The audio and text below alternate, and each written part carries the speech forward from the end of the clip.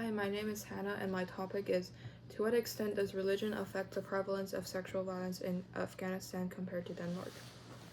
I found a few more sources for my IRR, and the first one I found talked about how Denmark actually isn't as equal as we think because it is very difficult for women to report sexual crimes.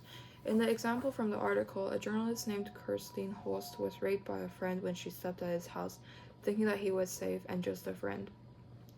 The day afterwards, she went to the Center for Sexual Assault to report the incident, and then the long process started.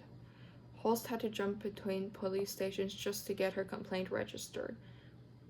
And then 6 months later, the case finally appeared in court.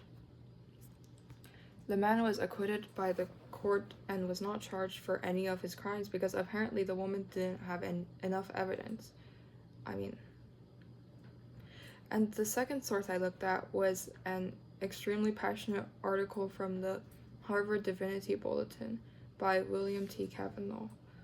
The article talked about how the secular West spreaded propaganda and made use of studies on how religion makes people more violent, especially after the 9/11 terrorist attack. This source will be a very good perspective for my IRR because it's a similar topic and he is passionately against the notion. The next source I looked at was on Catholicism and sexual abuse within the church, especially the trauma caused by the violence. The article looked at the experiences of 5 Catholic nuns who were abused by priests, describing how they coped with their pain through spiritual narratives, concepts, and imagery. Now that I've looked at these sources, my annotated bibliography is done and I can start my essay. I've made a document and started planning. I think I'll define some of the key terms, including sexual violence and the idea that religion impacts sexual violence, and I might find a source of that idea.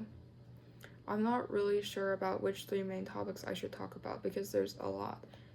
I might write 2 sections talking about the 2 countries and 1 contrasting the 2, but I don't think this would serve my IRR well, so I'll have to think about it some more.